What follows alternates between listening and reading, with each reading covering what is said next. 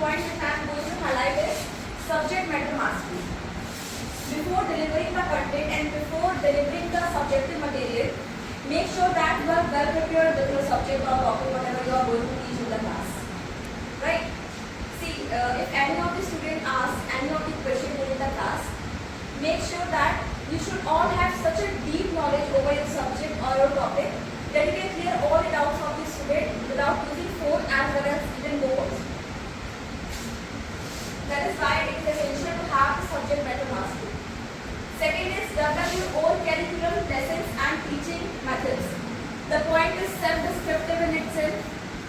आप अपने खुद के टीचिंग मेथड्स बनाएं, खुद के आप टीचिंग कैरिकुलम्स, लेसन प्लान बनाएं. लाइक देखिए, in the very beginning of the session where I am instructs you always कि आप टीचिंग प्लान्स बनाएं, टीचिंग मेथड्स बनाएं कि आप कौन-कौन से मंथ में कौन-कौन से chapters you are going to cover in the class. Right? तो आप वो प्रिपेयर करके ग्रुप में आप सेट करते हैं. तो स्टाफ मेंबर को एक कॉपी मैम के पास भी रहता है और एक आपके पास भी रहता है कि आपको लाइफ वाइज कैसे throughout the year move करना है. लेकिन when we enter in the class we see the varieties of student. है ना? जब हम क्लास में एंटर करते हैं तो हम बहुत सारे बच्चों को देखते हैं. कुछ की ग्रास्पिंग पावर अच्छी होती है, कुछ का नॉलेज लेवल बहुत अच्छा होता है, कुछ की ग्रास्पिंग पावर इतनी बेटर नहीं होती, कुछ एक्स्ट्रा ऑर्डिनरी स्टूडेंट्स नहीं होते. लेकिन हमें हर एक बच्चे को इक्वली ट्रीट करना है, सबको हमें इक्वल लेके चलना है. तो हमें ये मेक श्योर करना है कि हम कैसे अपना डिलीवर बच्चों का कंटेंट करें कि हर एक बच्चे को प्रॉपर्ली समझ में आ जाए. तो उसके लिए आपको साइड बाय साइड अपना एक खुद का टीचिंग मेथड बनाना बहुत जरूरी है कि हमने जो स्टार्टिंग में बिगनिंग में जो हमने प्रिस्क्राइब बोर्ड बनाया है वो उसे कैसे ऑप्टिमिस्टिक वे में अटेन कर सकते हैं. Now the next point is vocal animation. According to me, the most important point and the most prominent point is vocal animation. The rate of your voice, the volume, pitch or quality of your voice must be very expressive and very impressive during the class. आपका जो voice rate है वो इतना better होना चाहिए. मैं ये नहीं बोल रही कि आप बहुत ही स्लोली, बहुत डेलिकेटली आप क्लास में बोलें, ठीक है, बट आपका जो पिच होना चाहिए बच्चों को पढ़ाते वक्त वो बहुत हार्श नहीं होना चाहिए. Don't shout in the class and don't get panic and please don't manipulate any of the child with your voice range. Next is physical animation. मैंने बहुत सारे इंस्टीट्यूट्स में देखा है, मैं नोटिस करती हूँ बाहर में कि teacher enter in the class and they usually sit on the chair and start delivering the lecture. Sorry to say, but this is not the correct criteria of teaching. है ना? This will not impact the mind of the student also. कि आप simply आए, chair में बैठे और lecture deliver करना start करके मुझे भी कोई ऐसे पढ़ाए मुझे बिल्कुल समझ नहीं आएगा. तो बिफोर नरेटिंग द चैप्टर, जब आप चैप्टर स्टार्ट करने जा रहे हो तो make sure that it will become the most cashless, most descriptive and most creative thing that other exist. आप अपने हैंड्स का मूवमेंट कर सकते हैं, फेशियल एक्सप्रेशन आप लेकर आइए, use new technologies, chalk, board, marker, whatever you want. But आपको ये मेक श्योर करना है कि आप अगर कोई भी चीज़ बच्चों तक डिलीवर कर रहे हैं तो आप उसमें भी डिलीवर करें कि वो सबसे ज़्यादा गेस्टलेस चीज़ हो. एक इसका छोटा सा एग्जाम्पल भी देती हूँ मैं. जब छोटे बच्चों को, किंडरगार्टन सेक्शन के बच्चों को मैम पोएम नरेट करते हैं, पोएम ओरेट करते हैं, जब करवाते हैं उनसे, तो कैसे करवाते हैं? कोई भी पोएम बना रहे हैं उनको हैंड का गेस्चर देते हैं, फेशियल एक्सप्रेशन देते हैं. तो कभी नोटिस करिएगा वो बच्चे जब आगे चल के कहीं किसी को पोएम सुनाएंगे भी तो सेम वे में वो पोएम सिखाते हैं, बताते हैं जैसे वो स्कूल में सीखते हैं. राइट? तो बच्चे 12th तक बच्चे ही हैं स्कूल में. आप 12th तक बच्चों को ऐसे ही ट्रीट करेंगे. कोई भी चैप्टर नरेट करने से पहले उनको गेस्चर फॉर्म पे आपको पढ़ाना जरूरी है, वो चीज़ें क्लियर हों. तो next is classroom management. The most important thing, classroom management. बहुत से टीचर्स बच्चों को फ्रेंड समझते हैं, फिर वही टीचर बच्चों से बहुत ज़्यादा घुल मिल जाएंगे और बच्चे फिर उनकी बैड माउथिंग करना स्टार्ट कर देते हैं, बैड टीचिंग करना स्टार्ट कर देते हैं. इसलिए क्योंकि आपने वहाँ पे बाउंड्री लाइन मेंटेन नहीं की, इसमें कहीं ना कहीं आपका फॉल्ट है, आपकी फ्लॉज है, आपकी मिस्टेक. दिस योर माइंड करिए, you are not friend, you are teacher here, so you need to respect the boundary line here. है ना? और set certain rules, regulations, policy and procedures for the classroom and set a boundary line between student and teacher that nobody can cross it. So kindly mark this point. Now the next is patience. According to me, a good teacher always possesses this quality, patience. Patience लेके आइए अपने अंदर, और जिस teacher के अंदर ये quality नहीं है, so please develop it. Now the next highlighted key point is confidence. बहुत से टीचर्स के अंदर कॉन्फिडेंस नहीं होता, कोई बच्चा अगर क्वेश्चन कर लिया शिविर करने लगते हैं, मैम ने क्लास में इंटरेक्ट कर लिया शिविर करने लगते हैं, ऐसा क्यों होता है? Because of the lack of the depth knowledge of your subject. आपके पास कहीं ना कहीं आपके सब्जेक्ट का वो डेप्थ नॉलेज नहीं होता, आपके पास वो कंट्रोलिंग एबिलिटी नहीं होती स्टूडेंट्स, इस वजह से कहीं ना कहीं आपके अंदर ये कॉन्फिडेंस लैक होता है।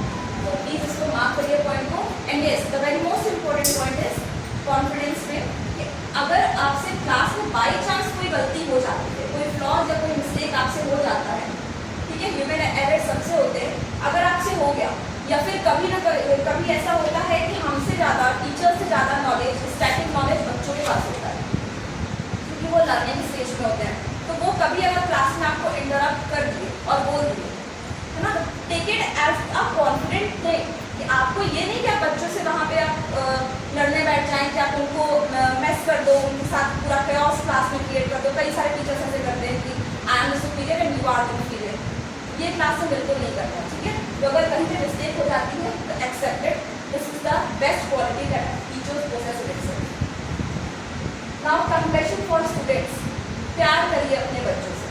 कोई बच्चा मार पीट के आप उसे नहीं समझा सकते जितने तरीके से आप कंपैशनेट वे पे आप उसे पढ़ा सकते हैं या समझा सकते हैं। एंड इफ अगर बच्चों से गलती हो जाती है तो आपकी नज़र में बहुत बड़ी है, आपसे नहीं टॉलरेट हो रहा है, तो हायर अथॉरिटीज आर देयर, आप वहाँ बच्चों को लेकर जाएं, उनसे आप कंप्लेन करें, वो देखेंगे बच्चों के साथ कैसा ट्रीट करना है। बट ये टॉलरेटेड बिल्कुल भी नहीं है कि आप बच्चों पे हाथ उठाएं या फिर उनको फिजिकली अब्यूज करें या फिर आप उन्हें मैनिपुलेट करें। Next is dedication to excellence.